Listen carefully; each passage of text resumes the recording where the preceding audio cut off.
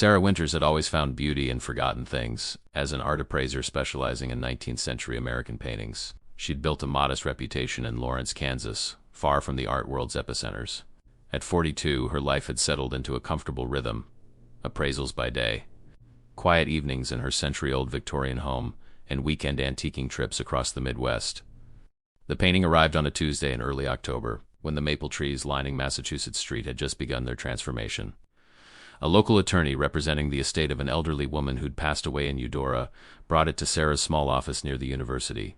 Mrs. Holloway apparently valued this piece quite highly, the attorney explained, unveiling a dirty, smoke-damaged portrait in an ornate gilt frame. It's been in her family for generations. The executor wants to know if it's worth anything before the estate sale. Sarah's first impression wasn't promising. The portrait, approximately 24 by 30 inches, depicted a stern-looking man in what appeared to be late 19th century attire. The canvas was grimy, the varnish yellowed and cracked. The subject's face was barely discernible beneath decades of dirt. Interesting frame, Sarah noted, examining the intricate carved roses and thorns that adorned the gilt edges. American aesthetic movement, I'd guess. 1880s, Sarah agreed to examine it, expecting little. The attorney left her with the painting and a folder containing what little provenance existed, a few handwritten notes, claiming the portrait had been painted in 1885 by an artist named Samuel Thorne. Later that evening, in her home studio, Sarah positioned the painting under her specialized lights. Something about the brushwork around the subject's face caught her attention. The strokes seemed different from the rest of the portrait, slightly raised as if painted over something else. Overpainting, she murmured. Someone modified this. Sarah performed several careful tests, confirming her suspicions.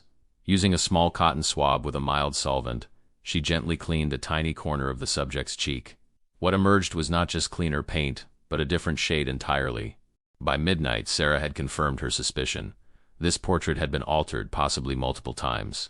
Professional curiosity overrode caution. She decided to restore it herself rather than sending it to a conservation specialist in Kansas City. She didn't notice the small, faded inscription on the back of the canvas until she removed it from the frame. 7 faces watching, 7 souls waiting. 1885. The next morning, Sarah called Professor Alan Reeves at the university's art history department. Samuel Thorne? He repeated. Never heard of him. But plenty of portraitists from that period remain obscure. Send me a photo, and I'll check our archives. As Sarah hung up, a peculiar sensation washed over her, a feeling of being observed. She turned toward the painting, now resting on her workbench. For just an instant, she could have sworn the man's painted eyes had shifted to look directly at her. Sarah shook her head, attributing the sensation to fatigue and an overactive imagination. She began the delicate restoration process, unaware that with each layer she removed, something long dormant was slowly awakening. The restoration process was painstaking. Sarah worked methodically, using solvents and tiny cotton swabs to gradually remove the accumulated grime. Each morning she'd arrive at her studio, coffee in hand, and spend hours hunched over the portrait. Her other projects remained untouched on nearby shelves. By the third day, the subject's face had begun to emerge more clearly. A stern-looking man of perhaps 50, with a high collar and dark coat. Yet something still seemed off about the facial features. They lacked the natural shading and dimensionality that characterized skilled portraiture of the period. Definitely overpainting, Sarah muttered, making notes in her conservation journal. The brushstrokes around the eyes and mouth were different, cruder, more hurried than those on the rest of the canvas. That evening, Sarah decided to take a more aggressive approach. Using a stronger solvent, she carefully worked on a small area near the subject's right eye. As the top layer dissolved, she gasped. Beneath the stern visage of the older man emerged a completely different eye, younger, with a different shape and color. "What on earth?" Sarah whispered, quickly switching to a milder solution to continue the process more carefully. By midnight, she had uncovered an entirely different face beneath the first, a younger man, perhaps 30, with a mustache and intense eyes. The style was notably more skilled than the overpainting, with finer detail and more nuanced shading. Sarah photographed her progress and sat back, puzzled. Why would someone paint over a perfectly good portrait? And why replace one subject with another rather than simply commissioning a new painting? That night, strange dreams plagued her sleep. In one particularly vivid sequence, she stood before the painting in her studio. But instead of hanging on the wall, it extended like a window. The young man with the mustache stared back at her, his painted lips moving as if trying to speak. Sarah awoke at 3:17 a.m., her heart pounding. The house seemed unnaturally quiet. Despite the closed doors and windows, a cold draft moved through her bedroom. She reached for her phone, but the battery had died. Uneasiness drove her from bed. Moving through the darkened house, Sarah was drawn to her studio. She hadn't left the lights on, yet a faint glow emanated from beneath the door. When Sarah pushed the door open, everything appeared normal. No lights were on. The glow had been a trick of her sleepy mind. The portrait sat on her easel, partially restored. The younger man's face now clearly visible in the moonlight streaming through the windows. Sarah approached it cautiously. Something had changed. She was certain she'd left it with the subject facing slightly to the right, yet now he seemed to be looking directly forward. As she leaned closer to examine it, the strangest sensation crept over her, a feeling that she was looking not at a painting but through a window at something alive and aware. The painted eyes seemed to follow her movements. Just the restoration playing tricks, she told herself, backing away. The changing contours of the face creating an illusion. But as she turned to leave, she heard it, faint but unmistakable. A whisper, dry as autumn leaves. "Help us." Sarah froze, her hand on the doorknob. The voice had been so quiet she almost convinced herself she'd imagined it. Almost. "Is someone there?" she called out, trying to keep her voice steady. No answer came. Just the usual nighttime sounds of her old house settling. Sarah retreated to her bedroom and lay awake until dawn, trying to rationalize what she'd experienced. Morning light banished her fears. Sarah laughed at herself as she prepared for the day. Stress and late nights working were clearly affecting her. After a strong cup of coffee, she returned to her studio, determined to continue the restoration process. The portrait waited, silent and still in the daylight.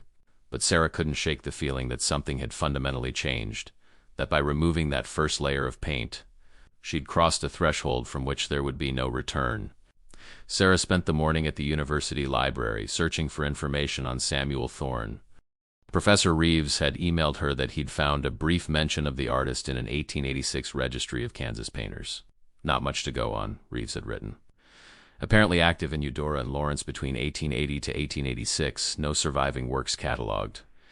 Interesting note, though, he disappeared under mysterious circumstances in late 1886. The library's archives revealed little more. A single newspaper clipping from December 1886 mentioned that local artist. Samuel Thorne had been missing for 3 months, with authorities suspecting foul play. His house had been found abandoned, with several unfinished paintings left on easels. Sarah's next stop was the Douglas County Historical Society, where an elderly volunteer helped her search through property records. Thorne's property was on what's now East 2200 Road.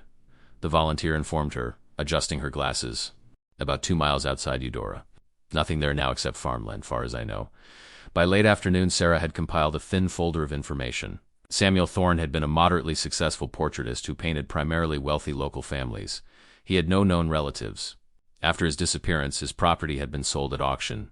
Most intriguingly, Sarah discovered that the Holloway family, who had owned her portrait, had connections to Thorne. Benjamin Holloway had been a prominent banker in Eudora during the 1880s and had likely commissioned Thorne for family portraits. Back in her studio, Sarah examined the portrait again. The face she had uncovered, the younger man with the mustache, didn't match any photographs of Benjamin Holloway she'd seen in the Historical Society's archives. "I'm to see what's underneath you," she murmured to the painted face. Working methodically, Sarah began dissolving the second layer of paint. What emerged was shocking, a third face, different from both previous ones. This was a woman, perhaps in her 20s, with her hair pulled back in a simple style typical of the 1880s. Sarah sat back, genuinely perplexed. 3 different subjects painted one over another, each completely different, yet occupying exactly the same position on the canvas. That night, the whispers returned. Sarah was working late, carefully removing more of the overpaint, when she heard them, multiple voices, barely audible, like distant conversations. She froze, brush in hand. The voices seemed to be coming from the portrait itself. "Hello?" she called, feeling foolish yet frightened. The whispers ceased immediately. The studio fell silent except for the ticking of the clock and Sarah's accelerated breathing. She resumed working, convincing herself the sounds had been coming from outside, perhaps students walking past her house. As she cleaned another section of the canvas, revealing more of the woman's face, the temperature in the room plummeted. Sarah's breath fogged in front of her. The lights flickered once, twice, then stabilized. From the corner of her eye, Sarah caught a movement, a shadowy figure at the edge of her vision. She turned quickly, but nothing was there. "I need sleep," she muttered, packing up her supplies for the night. As she covered the portrait with a cloth, a single whisper, clearer than before, reached her ears. 7 of us. Sarah's hand trembled as she finished covering the canvas. She turned off the lights and closed the studio door firmly behind her. unable to shake the feeling that something was now awake and watching. Later that night, Sarah jolted awake to the sound of footsteps in her hallway, low, dragging steps that stopped outside her bedroom door. She lay paralyzed, staring at the doorknob, certain it would begin to turn. After what seemed like hours, the presence moved away. Sarah lay awake until dawn, clutching her phone, one finger hovering over the emergency call button. Morning arrived without further incident. Sarah called Professor Reeves again, this time asking about multiple subjects in 19th century portraits. Unusual but not unheard of, he said. Artists sometimes reused canvases for economic reasons, but typically they'd paint over failed or rejected works, not completed portraits. What about 7 subjects? One over another? Sarah asked. A pause. 7? That would be extraordinary. The built-up paint layers would create serious texture issues. Are you suggesting your portrait has 7 different faces? There's an inscription that mentions 7 faces, Sarah explained. I've already found 3 different subjects. Fascinating, Reeves replied. But why would an artist do that? That's what I intend to find out, Sarah said, glancing toward her closed studio door. She didn't tell him about the whispers or the footsteps in the night, or the growing certainty that she had unleashed something that had been imprisoned in layers of oil paint for nearly 140 years. The woman in the 3rd layer had delicate features, wide-set eyes, a straight nose, and full lips set in a serious expression. Unlike the previous subjects, she wore no jewelry, and her simple dress suggested a more modest social standing than the men painted over her. Sarah photographed this 3rd iteration of the portrait and added it to her growing documentation. As she worked on revealing more of the woman's face, she noticed something unusual, a small imperfection near the subject's left temple, almost like a dark bruise. Curious, Sarah examined it under magnification. The mark appeared deliberate, rendered with careful brushstrokes. A wound, perhaps, or some kind of birthmark. That afternoon, Sarah returned to the County Historical Society with photographs of all 3 faces she had uncovered. The elderly volunteer, Martha, seemed particularly interested in the woman's portrait. Something familiar about her, Martha murmured, adjusting her glasses. Let me check our photograph collection from that period. After nearly an hour of searching through acid-free boxes of daguerreotypes and early photographs, Martha pulled out a faded group photograph from 1884. Could be her, Martha said, pointing to a young woman standing at the edge of a family group. Elizabeth Keene worked as a housemaid for several prominent families in Lawrence. Disappeared in early 1885, if I recall correctly. The resemblance was striking.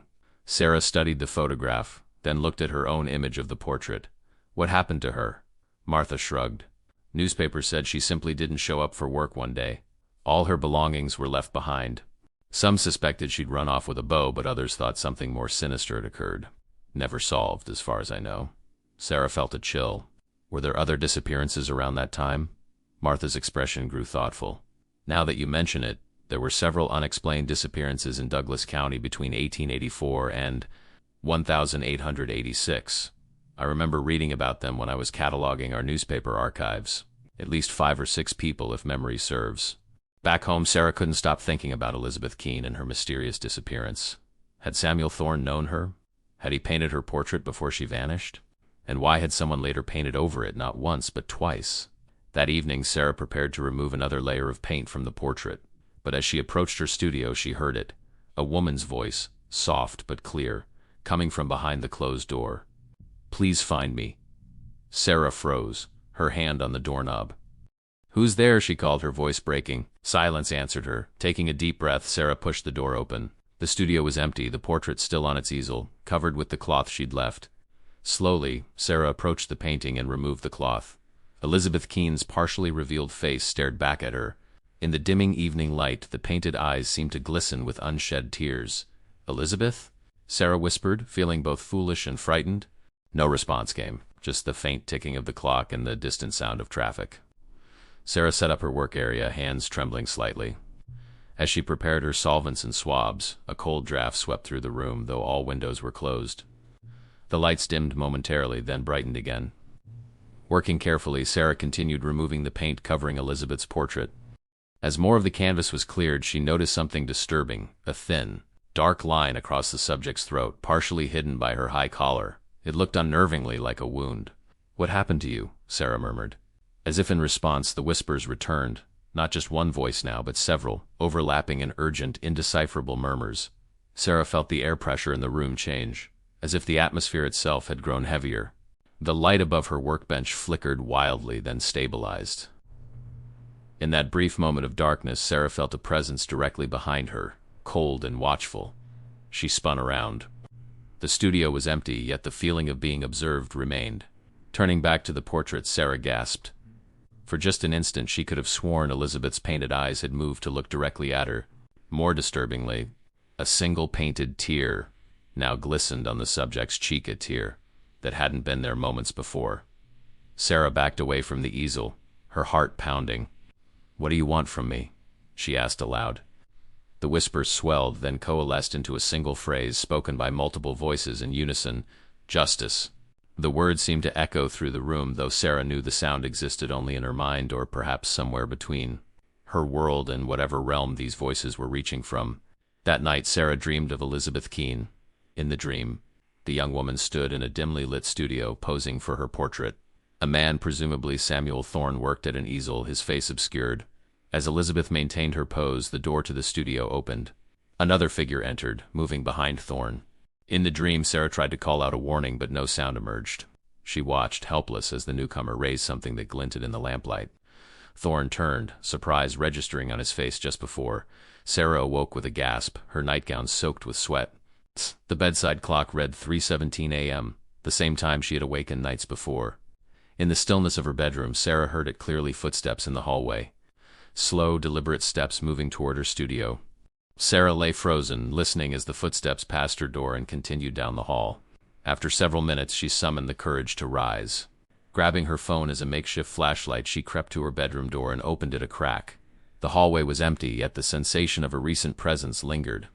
Sarah noticed something odd: small, damp footprints on the hardwood floor leading toward her studio. As she watched, they began to evaporate, disappearing one by one. Sarah followed the vanishing trail to her studio door. From inside came the sound of movement, the subtle creak of floorboards under weight. Hand-trembling, Sarah pushed the door open. The cloth covering the portrait lay on the floor. The painting itself seemed to glow faintly in the darkness. Elizabeth Keene's partially revealed face, somehow more lifelike than Sarah remembered. The dark mark across her throat was now unmistakably a wound, deep and violent. As Sarah stared, transfixed, she understood with sudden clarity. These weren't just portraits. They were testimonies. Evidence. Samuel Thorne hadn't painted 7 different subjects out of artistic whimsy. He had painted 7 victims. By morning, Sarah had convinced herself that stress and isolation were fueling her imagination. The footprints, the whispers, the changes in the painting, all could be explained away by exhaustion and an overactive mind. Yet when she entered her studio in the cold light of day, the portrait of Elizabeth Keene still bore that painted tear on her cheek, a tear Sarah was certain she hadn't painted. Pushing aside her unease, Sarah called Professor Reeves again. "I've identified one of the subjects," she told him. "A woman named Elizabeth Keene who disappeared in 1885. Reeves's interest was piqued. Fascinating coincidence. You said there were 7 faces mentioned in the inscription?" "Yes. I've uncovered 3 so far. And, you believe these might be connected to disappearances?" Sarah hesitated. "It's a theory I'm exploring. The Historical Society mentioned several unexplained disappearances around that time." "Interesting," Reeves said. "Serial disappearances in 1880s Kansas would be quite unusual. I have a colleague in the history department who specializes in crime in the frontier states. I'll ask if he knows anything." After hanging up, Sarah steeled herself to continue the restoration. The 4th layer proved difficult to remove. The paint was applied more heavily, as if to deliberately obscure what lay beneath. By mid-afternoon, Sarah had revealed enough to see that the 4th subject was an older woman, perhaps in her 60s, with a stern expression and hair pulled back in a tight bun. Like Elizabeth, this woman bore a marked darkened area near her temple that resembled a severe bruise or wound.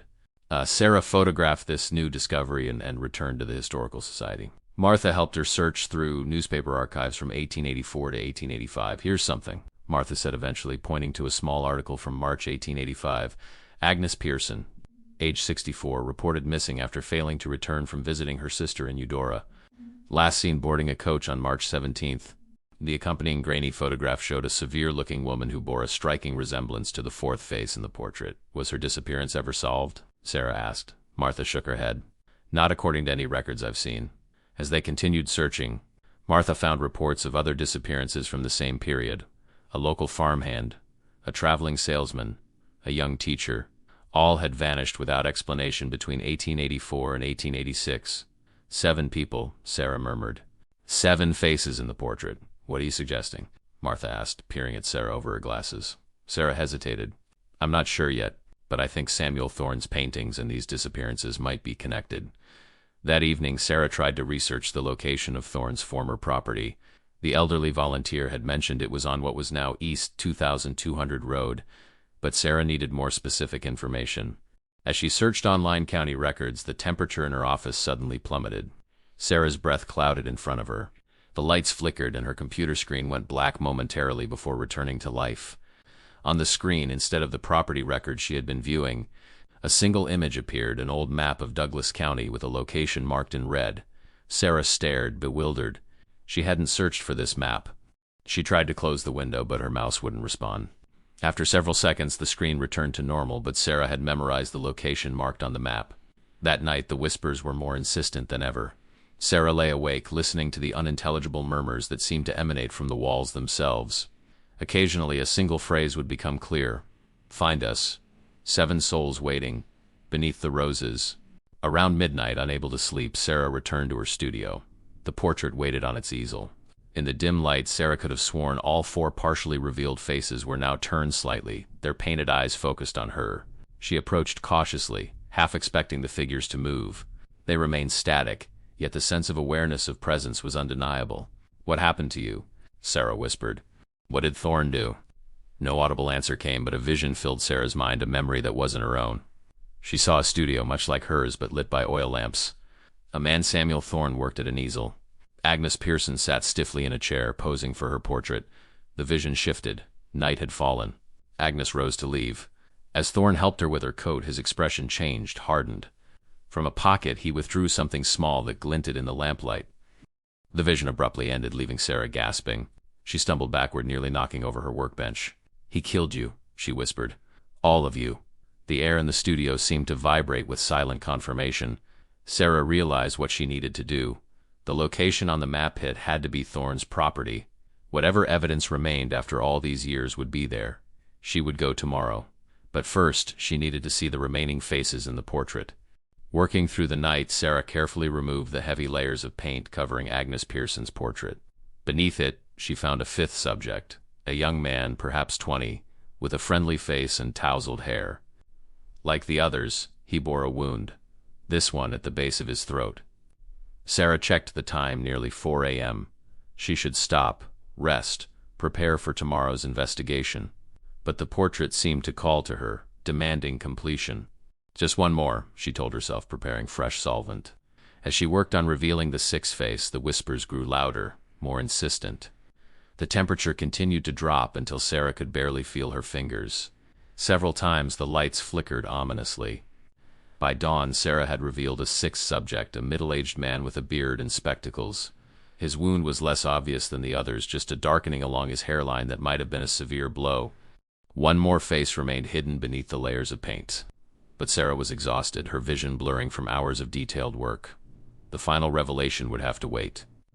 As she covered the portrait and prepared to get a few hours of sleep, Sarah felt a strange reluctance, as if the 7th face was somehow different from the others.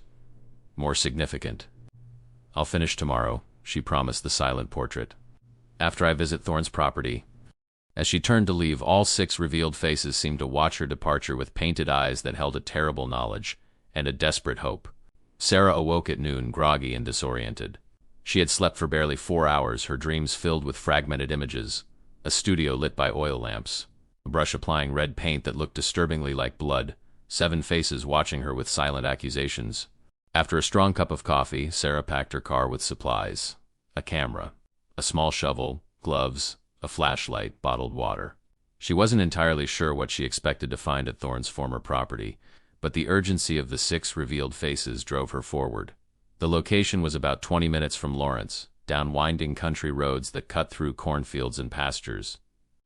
Sarah used her phone's GPS to navigate to the coordinates she had memorized from the mysterious map. As she approached the area, she noticed how isolated it was, a stretch of undeveloped land between 2 farms. A gravel road led off the main county road, disappearing into a small copse of trees. Sarah parked at the entrance to the gravel road and continued on foot. The October air was crisp, the afternoon sun casting long shadows through the trees. After about 500 yards, the gravel path opened into a small clearing. Nothing remained of any structure. Whatever house or studio Samuel Thorne had occupied had long since been demolished or had collapsed with age. The clearing was overgrown with tall grasses and scattered saplings, but something at its center caught Sarah's attention, a large, gnarled rosebush, its branches thick and twisted with age, still bearing a few late-season blooms. Beneath the roses, Sarah whispered, recalling the whispered phrase from the night before. Approaching cautiously, Sarah circled the massive rosebush. It had to be at least 100 years old, far larger than any garden variety she'd seen. Its thorns were long and sharp, its stems woody and thick as a wrist in places. Sarah donned her gloves and began carefully clearing away the tall grass around the base of the rosebush. The soil beneath was dark and surprisingly loose compared to the hard-packed earth of the rest of the clearing. As she worked, Sarah became aware of a profound silence. The birds had stopped singing. Even the breeze seemed to have died away, leaving the air unnaturally still. Using her small shovel, Sarah began to dig near the base of the rosebush. The soil yielded easily. About 18 inches down, her shovel struck something solid. Heart pounding, Sarah switched to using her hands, carefully scraping away the dirt. A piece of fabric emerged, decayed and discolored, but recognizably a piece of clothing. As Sarah uncovered more, she realized with growing horror that she was looking at human remains, bones still partially held together by the remnants of a dress. Sarah scrambled backward, fighting nausea. She should stop, call the police, report her discovery. This was now a crime scene, albeit a very old one. But as she stood, brushing dirt from her jeans, the air around her changed, grew heavier, charged with an almost electrical presence. The whispers returned, no longer distant but immediate and urgent. Find all of us. 7 souls waiting. Justice. Despite every rational instinct telling her to leave, Sarah continued digging. In a wider circle around the rosebush, she uncovered more remains, 6 distinct burial sites, each containing a body in various states of decomposition. As the sun began to set, casting long shadows across the clearing, Sarah's shovel struck something different, not bone, but metal. Carefully clearing away the soil, she revealed a small tin box about the size of a thick book. The box's lid was decorated with a painted rose, the same design as the frame of Thorne's portrait. With trembling hands, Sarah pried it open. Inside lay a journal bound in faded leather. Opening it, Sarah found page after page of meticulous handwriting. It was Samuel Thorne's personal diary. By the light of her phone's flashlight, Sarah read the first entry. Dated January 1884. Today I acquired the formula from Madame Valenskaya. She warns it requires sacrifice, life essence she called it, to achieve immortality through art.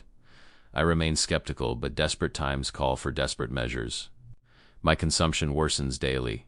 The doctors give me a year at most. Sarah flipped forward, scanning entries. March 17, 1885. Agnes Pearson sat for her portrait today. Such a disagreeable woman, yet her life essence was strong. I followed the formula precisely. After the deed was done, I painted her blood into the ground layer as instructed. Already I feel stronger. June 4, 1885. Elizabeth Keene today. Such a pretty girl. Afterward, I painted her portrait over Agnes's. The formula requires 7 souls in total.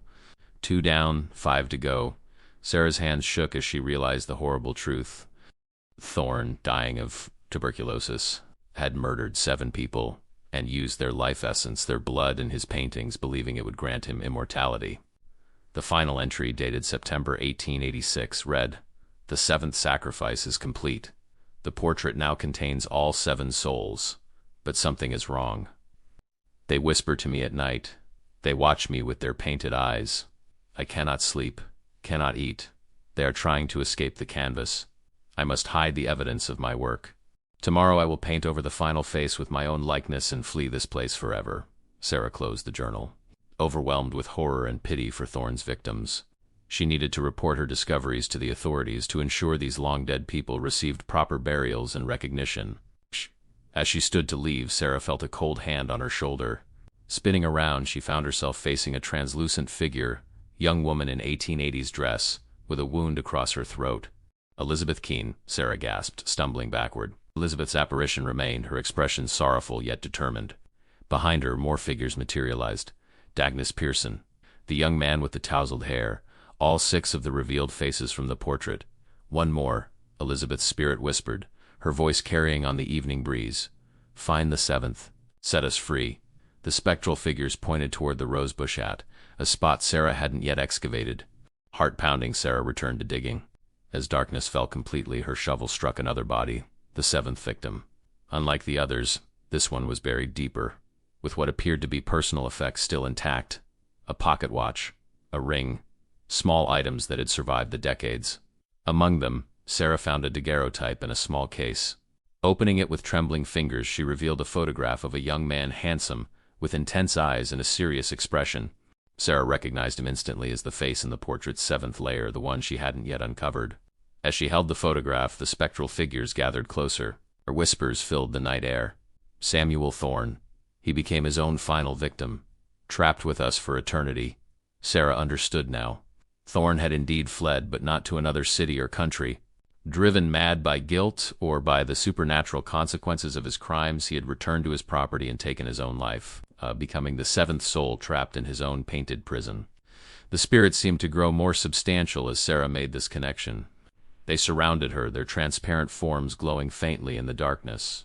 "Finish the portrait," Elizabeth whispered. "Remove all layers. Only then can we be free."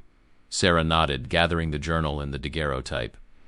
As she looked up again, the spirits had vanished, leaving her alone in the darkened clearing with 7 sets of human remains and a terrible knowledge. Tomorrow she would contact the authorities, but tonight she had one final task to complete. The drive back to Lawrence passed in a blur. Sarah's mind raced, struggling to process what she had discovered.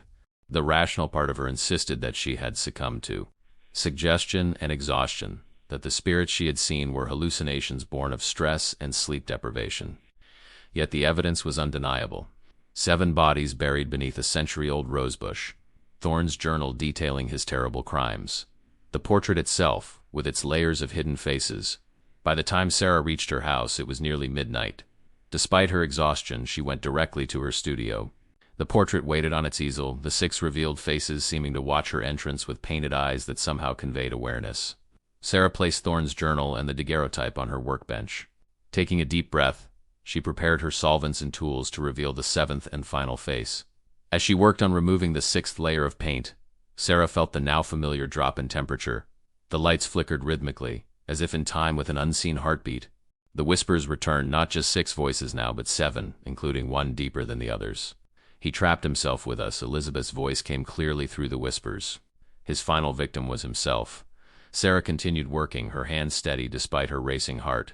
As the night deepened, the 7th face gradually emerged, the same handsome, intense-eyed young man from the daguerreotype, Samuel Thorne himself.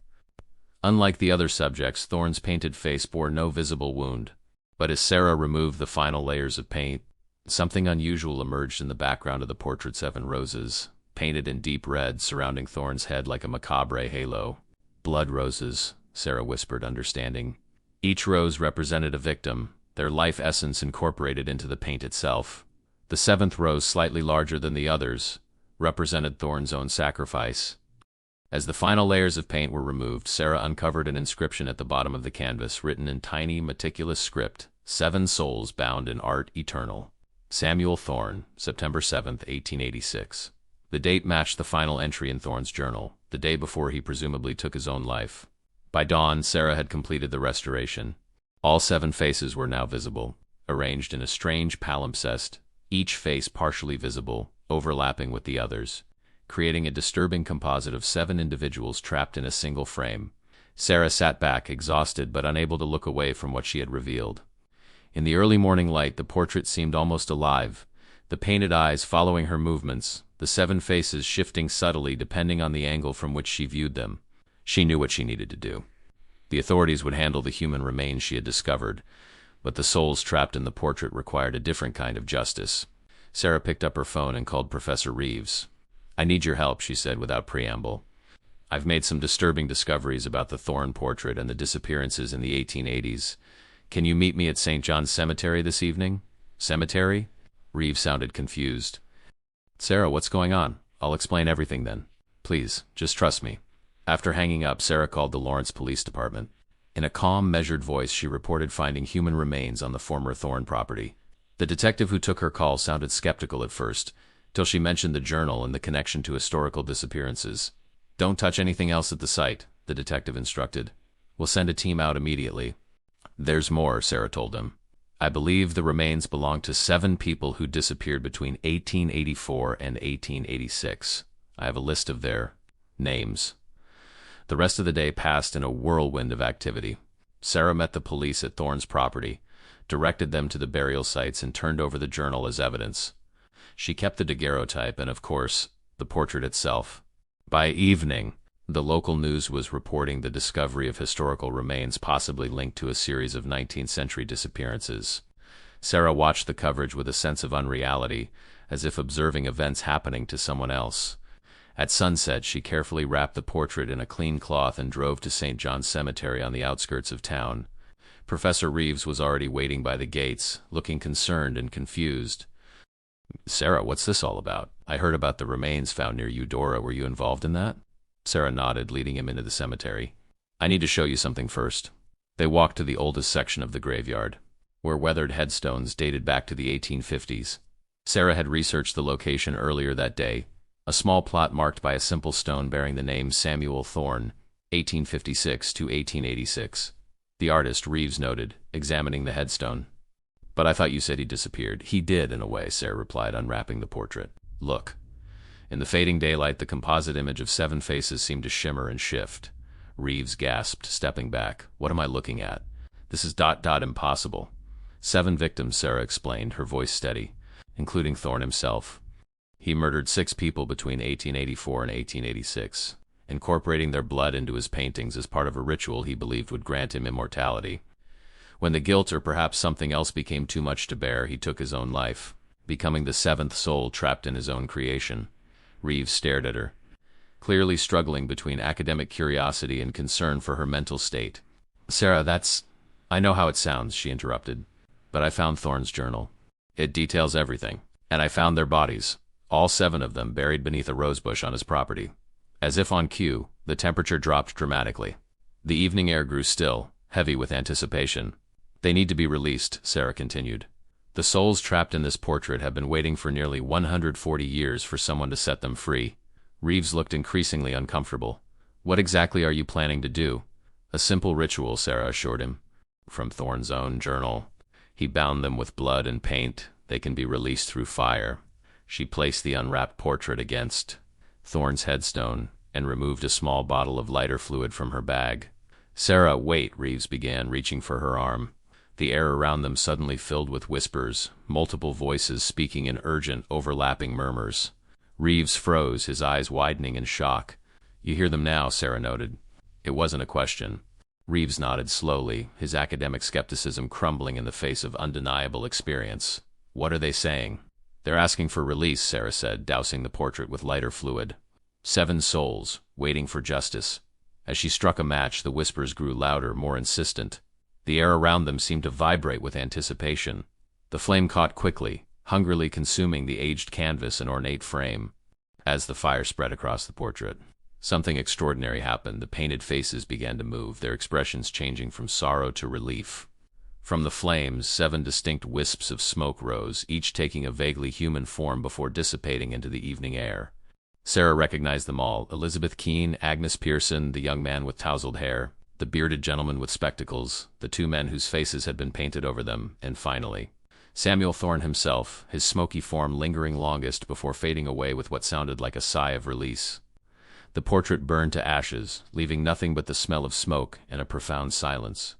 The whispers had ceased. The heaviness in the air had lifted. "What just happened?" Reeves asked, his voice barely above a whisper. "Justice," Sarah replied simply. "Release." The discovery of 7 sets of human remains dating back to the 1880s became the biggest news story Lawrence had seen in years.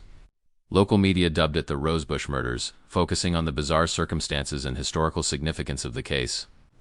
The police investigation moved slowly, hampered by the age of the evidence. Thorne's journal provided the most concrete link between the remains and the historical disappearances. Forensic anthropologists were brought in to examine the bones, confirming that all 7 individuals had died violently, 6 murdered, 1 by apparent suicide. Sarah cooperated fully with the investigation.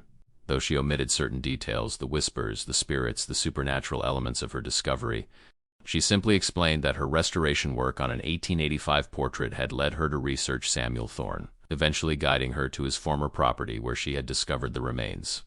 Professor Reeves, still shaken by what he had witnessed in the cemetery, corroborated her story. If he had doubts about the official version of events they presented to the authorities, he kept them to himself. 2 weeks after the burning of the portrait, Sarah received a visit from Detective Harmon, the lead investigator on the case. "We've identified 5 of the 7 victims through historical records and DNA testing," he informed her, accepting the cup of coffee she offered. Elizabeth Keene, Agnes Pearson, Thomas Miller, Jacob Whitman, and Frederick Cooper. All reported missing between 1884 and 1886. "And the other 2? Sarah asked, though she already knew one was Samuel Thorne himself. "One appears to be Thorne based on dental records compared to historical documentation. The 7th remains unidentified, a young woman approximately 20 years old. No matching missing persons reports from that period." Sarah nodded, recalling the second face she had uncovered in the portrait, a young woman whose identity had eluded her research. "We found something else interesting," Harmon continued. "Traces of paint pigments in the soil around each body. Tests show they contained unusual organic compounds, including what appears to be human blood." Sarah maintained her composure. Thorne's journal mentioned using blood in his paints. Part of some ritual he believed would grant him immortality. Harmon shook his head. 19th century serial killer with occult delusions. Don't see many of those in the cold case files. He paused, studying her. "You never did explain how you knew exactly where to look for those bodies." Sarah met his gaze steadily. "Historical research detective, property records, newspaper archives, Thorne's journal. It all pointed to that location." Harmon didn't look entirely convinced, but he nodded. "Well, thanks to your research, 7 families will finally have answers about what happened to their relatives, even if those relatives have been dead for nearly a century and a half." After the detective left, Sarah sat alone in her living room, reflecting on everything that had transpired. She had told herself the burning of the portrait would end it, that the release of the 7 souls would bring closure. Yet something lingered. Not the whispers. Those had ceased completely. Not the cold spots or flickering lights. Her house had returned to normal. No, what remained was a sense of connection, as if her brief entanglement with the victims had permanently altered her perception of the world. That evening, Sarah visited the local history museum, where a small exhibition about the Rosebush murders had been hastily assembled. The centerpiece was a display featuring photographs of the 7 victims, arranged in a circle around an image of Thorne's property. As Sarah studied the faces, now familiar to her in a way no one else could understand, she noticed something strange in the photograph of Thorne's property. At the edge of the frame, barely visible among the trees, stood what appeared to be a figure watching the scene. Though blurry and distant, Sarah recognized the ornate gilt frame of a portrait propped against a tree trunk. Her heart raced as she peered closer at the museum display. The photograph had been taken by police during their investigation of the site days after Sarah had burned the portrait in the cemetery. Yet there it was, or at least something that looked remarkably like it. Impossible, of course. She had watched it burn to ashes. Sarah stepped back from the display. A museum docent approached her. "Fascinating case, isn't it?" the elderly woman remarked. "And they're saying this Thorne fellow might be one of America's earliest documented serial killers." Sarah nodded absently, her attention still fixed on the anomalous detail in the photograph. "You know," the docent continued, lowering her voice conspiratorially, "there's a local legend that Thorne didn't act alone. Some stories suggest he had an accomplice, a woman who helped lure the victims to his studio." This caught Sarah's attention. "A woman? Who?" The docent shrugged. "No one knows. Just an old story passed down. They say she escaped justice and lived into old age somewhere in Kansas City." She paused, glancing at the photographs. "Makes you wonder, doesn't it, about the unidentified female victim?" Later that night, Sarah couldn't sleep. The docent's words echoed in her mind, along with the image of the portrait in the photograph, a portrait that shouldn't have existed. Around midnight, Sarah finally gave up on sleep and went to her studio, though the portrait was gone. She still had her photographs documenting each layer she had uncovered during the restoration process. Spreading them on her workbench, Sarah examined each face carefully. Thorne himself, the bearded gentleman, the young man with tousled hair, Agnes Pearson, Elizabeth Keene, and the 2 men painted over them. 7 faces, 7 victims. The equation balanced. Yet something nagged at her, a detail she had missed. Sarah returned to her notes in the Historical Society's records. According to Martha, there had been at least 8 unexplained disappearances in Douglas County between 1884 and 1886. 8 disappearances, 7 bodies. Sarah thought about the unidentified female victim and the legend of Thorne's female accomplice. Could they be connected? Had Thorne's partner in crime become his victim? Or had she escaped, as the legend suggested? These questions would have to wait for morning. As Sarah prepared to return to bed, she noticed something on her desk, a small envelope she didn't recognize. Opening it, she found a single dried rose petal and a note written in elegant, old-fashioned handwriting. 7 souls released. 1 secret remains. Art is long, life is short. Sarah stared at the note, her blood running cold. The handwriting matched Thorne's journal exactly. She hadn't freed them all. Somehow, something remained. The next day, Sarah returned to Thorne's property, now cordoned off with police tape. Keeping her distance to avoid being seen, she observed the scene from the edge of the tree line. Investigators continued their meticulous work, cataloging and documenting the site. The rosebush at the center of the clearing had been partially excavated, its massive root system exposed. As Sarah watched, one of the forensic workers called out to their colleagues, pointing to something they had discovered among the roots. From her vantage point, Sarah couldn't see what they had found, but she felt it, a sudden heaviness in the air, a drop in temperature despite the warm autumn sun. And for just a moment, the faintest whisper reached her ears. Not over. Not yet. A week passed. The media frenzy around the Rosebush murders gradually subsided as newer stories captured public attention. The historical significance remained, with academic journals requesting interviews with Sarah about her role in the discovery. Sarah declined all interview requests. She had begun new research, digging deeper into Samuel Thorne's life and connections, searching for the identity of his possible accomplice. Her breakthrough came from an unexpected source. Professor Reeves called her one afternoon, his voice excited. "I found something in the university archives," he said, "an 1886 ledger from Lawrence First National Bank. It shows a sizable withdrawal from Thorne's account. 3 days before his disappearance, enough money to establish a new life elsewhere." "Who made the withdrawal?" Sarah asked. "Not Thorne himself. The signature belongs to someone named Clara Thorne, listed as his wife." Sarah frowned. "Wife? I never found any record of Thorne being married." "Exactly," Reeves replied. "I checked all available records. Samuel Thorne was never officially married in Douglas County or any surrounding counties. Yet this Clara person had legal access to his accounts. This new information sent Sarah back to the Historical Society. Martha helped her search through every available record, looking for any mention of Clara Thorne. "Here's something odd," Martha said eventually, pointing to an entry in a church registry from 1883. "Samuel Thorne is listed as a witness at a baptism. The mother's name is Clara Wilson. No father listed for the child." "Wilson?" Sarah repeated. "Could she have been using his name without a legal marriage?" Martha shrugged. "Not uncommon in those days, especially in smaller communities. She might have been his common-law wife, or simply claimed the name to avoid scandal."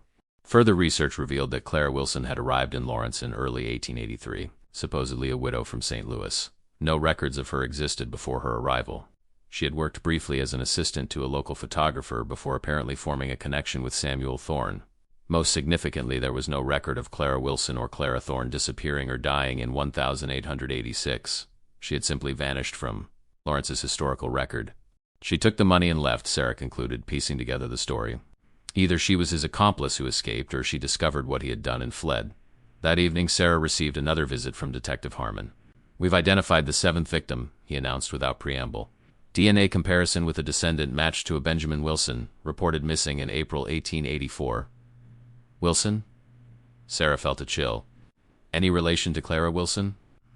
Harmon looked surprised. "How did you know about Clara Wilson? We just uncovered that connection ourselves." "Historical research," Sarah replied automatically. Harmon's eyes narrowed slightly.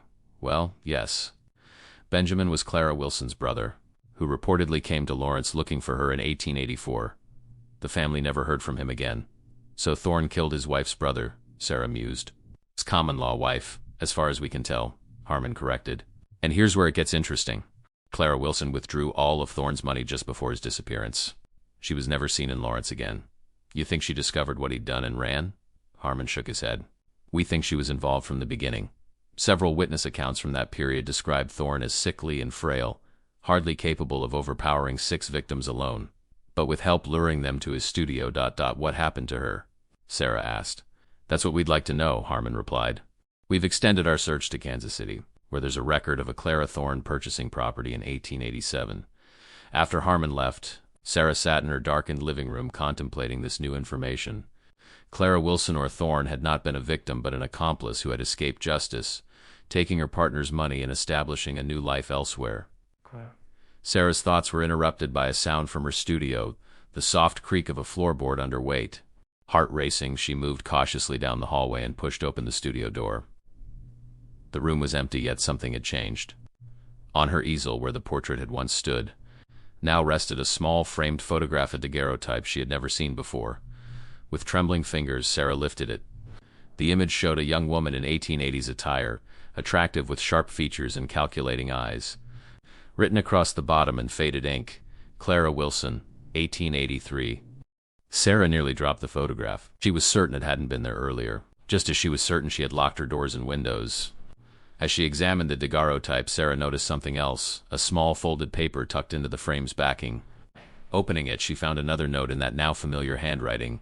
My dearest Clara escaped earthly justice, but art is eternal. Find where the 8th rose blooms. The 8th rose. Sarah recalled the 7 roses in Thorne's self-portrait, each representing a victim. If Clara was connected to an 8th rose, what did that mean? That night, Sarah dreamed of Clara Wilson. In the dream, Clara stood in Thorne's studio, watching him passively as he painted with brushes dipped in blood. When he turned to look at her, his expression was not that of a madman, but of a man in love, desperate, consuming love.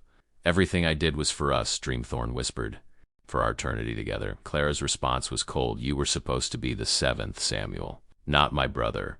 Sarah awoke with a gasp, the dream fragments still vivid in her mind. As consciousness returned fully, she realized what she had missed, what the whispered not over had meant. 7 victims had been buried under the rosebush, their souls trapped in the portrait. But the ritual Thorne had attempted required 8 sacrifices, not 7. The 8th was meant to be Clara herself, the final sacrifice that would complete the circle. Instead, Clara had substituted her brother Benjamin, betrayed Thorne, and escaped with his money. Thorne, discovering the betrayal, had taken his own life in despair or rage, becoming the 7th soul trapped in his own creation. But Clara had lived on, escaping both earthly justice and the supernatural prison that had claimed her accomplice and their victims. Sarah dressed quickly and drove to the Lawrence Public Library as soon as it opened. In the genealogy section, she searched records for Clara Thorne in Kansas City after 1887. What she found confirmed her suspicions. Clara had reinvented herself as a wealthy widow, eventually remarrying into a prominent Kansas City family. She had lived until 1943, dying at the age of 83, having escaped justice for nearly 6 decades. But something still nagged at Sarah, the 8th rose that had never bloomed. The ritual left incomplete. What had Thorne meant in his note about finding where the 8th rose blooms? The answer came to her suddenly. If Clara had escaped and lived out her life in Kansas City, then she would have been buried there. The 8th rose would bloom over her grave. That afternoon, Sarah drove to Kansas City, at the city's historical society. She located Clara's final resting place, Forest Hill Cemetery, in a family plot under her married name, Clara Blackwood. The October day was fading toward evening as Sarah entered the cemetery. Following the plot information she had obtained, she made her way through rows of headstones until she found it, an elaborate marble monument bearing the Blackwood family name. Clara's individual marker was smaller but still elegant. Clara Wilson Blackwood, 1860 to 1943, beloved wife and mother. As Sarah stood before the grave, she noticed something extraordinary. Unlike the other graves in the cemetery, Clara's was marked by a singular anomaly, a rosebush growing directly at the head of her plot. The bush was smaller than the monstrous growth at Thorne's property, but its flowers were identical, deep crimson blooms despite the late season. The 8th rose, Sarah whispered. As twilight deepened around her, Sarah felt the now familiar change in the atmosphere, the heaviness, the drop in temperature, the sense of presences gathering. From the corner of her eye, she caught movement, translucent figures taking form around Clara's grave. 7 spirits, the same ones she had thought released when the portrait burned. Elizabeth Keene, Agnes Pearson, Thomas Miller, Jacob Whitman, Frederick Cooper, Benjamin Wilson, and Samuel Thorne himself. Not free, Elizabeth's spirit whispered. Not until the circle closes. She escaped us in life, Thorne's ghost added, his voice hollow with decades of waiting. But eternity is patient. Sarah understood then what had drawn her into this story, why she had been chosen to uncover Thorne's terrible secrets. Not just to bring justice to the victims buried beneath the rosebush, but to complete the ritual that would free all 8 souls. Including Clara's, the 7 spirits gathered closer, their forms glowing faintly in the gathering darkness. "What do you need me to do?" Sarah asked, her voice steady despite her racing heart. Thorn's spirit pointed to the rosebush growing from Clara's grave, where the 8th rose blooms. The final binding waits. Not blood, but justice. As if guided by an unseen hand, Sarah approached the rosebush. Among its thorny branches hung a small object that caught the last light of day, a locket, tarnished with age but clearly valuable. With trembling fingers, Sarah retrieved it. The locket was ornate, decorated with the same rose motif as Thorn's portrait frame. Inside was a miniature painting of Clara Wilson, her calculated eyes staring out from the tiny canvas. Her essence, Thorn's spirit explained. Not her blood, but her image painted with the same pigments that bound us all. Sarah understood. Clara had escaped the physical fate of the other victims, but Thorn had managed one final act before his death, creating this locket portrait that contained a fragment of her essence, bound by the same supernatural forces as the larger portrait. "Destroy it," Elizabeth's spirit urged. "Complete the circle. Set us all free, even him, even her." Sarah hesitated, looking at the 7 ghostly figures surrounding her. "If I do this, will it finally end? Will you all find peace?" The spirits nodded in unison, their transparent forms seeming to grow more substantial with anticipation. Taking a deep breath, Sarah placed the locket on Clara's headstone. From her bag, she removed a small hammer she had brought, somehow knowing she would need it. As she raised the hammer, the air around her vibrated with the collective whispers of 8 souls, 7 present as spirits, and 1 Clara's still bound to the physical world through the locket. With a single decisive blow, Sarah shattered the locket. The miniature portrait inside crumbled to dust, which the evening breeze carried away into the darkness. Profound silence fell over the cemetery. Then, one by one, the 7 spirits began to fade, not disappearing in anguish as they had in Sarah's dreams, but dissolving peacefully, their expressions transformed from desperation to tranquility. Elizabeth was the last to fade, her translucent form lingering briefly. "Thank you," she whispered, her voice already distant. "Justice at last." Then she too was gone, leaving Sarah alone among the headstones as night fully claimed the cemetery. 1 year later, Sarah stood in the Lawrence Memorial Museum, observing a new exhibition titled The Rosebush Murders: Art, Obsession, and Justice Delayed. The case had become something of a historical sensation, with academics studying it as one of the earliest documented examples of serial murder in the American Midwest. The exhibition featured photographs of the victims, historical documents, and a detailed timeline of events from 1884 to 1886. One display contained the recovered items from the burial site, including the tin box that had held Thorn's journal. Sarah had donated her research materials to the museum, though she had kept certain details to herself. The supernatural elements, the spirits, her role in their final release. Those aspects remained private, known only to her and Professor Reeves, who had witnessed enough to believe but chosen not to speak of it.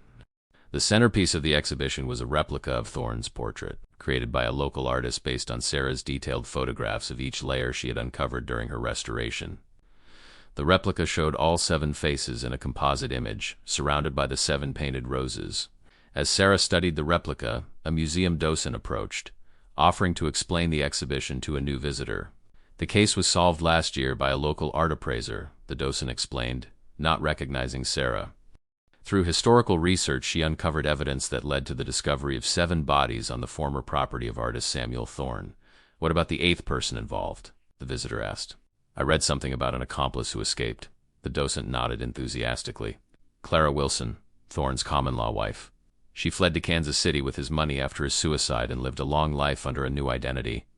Her role wasn't discovered until recently." "Did she ever face justice?" the visitor pressed. The docent shook her head. "Not in her lifetime. She died in 1943, her crimes unknown. But history has finally revealed the truth." Sarah smiled faintly. "If only they knew the complete truth, that justice sometimes takes forms beyond human understanding, that some debts are paid in currencies other than earthly punishment." As she moved through the exhibition, Sarah noticed a new addition she hadn't seen before, a small display case containing a damaged gilt frame with traces of burn marks. The accompanying placard read, "Recovered from Forest Hill Cemetery, Kansas City, believed to be the original frame from Thorn's portrait," though the canvas itself was never found. Sarah stared at the frame, a chill running through her. She had burned the portrait completely at St. John's Cemetery. This couldn't be the same frame. Yet it was identical, the same ornate carved roses and thorns, the same intricate gilt work, now darkened and damaged by fire. As she leaned closer to examine it, Sarah noticed something etched into the bottom edge of the frame, tiny words carved into the wood beneath the gilding. Art is long, but eternity is longer still. The words weren't visible on the placard or mentioned in the description. They seemed to be visible only to her, a final message from souls now at peace. That evening, as Sarah walked through her garden, she noticed something she hadn't planted, a small rose bush, just beginning to flourish, with 8 tight buds yet to bloom. 8 roses, not blood red like those from Thorne's creation, but pure white, promising renewal rather than binding. Sarah smiled, understanding the message. Some stories never truly end. They simply transform, like art itself, enduring, evolving, eventually finding their proper resolution. She would watch over these 8 roses, tending them as a reminder of justice finally served and souls finally at peace. Not through vengeance or punishment, but through truth and recognition, the most enduring forms of justice for those long silenced. As she turned to go inside, Sarah felt it one last time, the faintest whisper on the evening breeze, not of desperation or anger, but of gratitude and release. "Remember us," it seemed to say. "That is all we ask." And she would.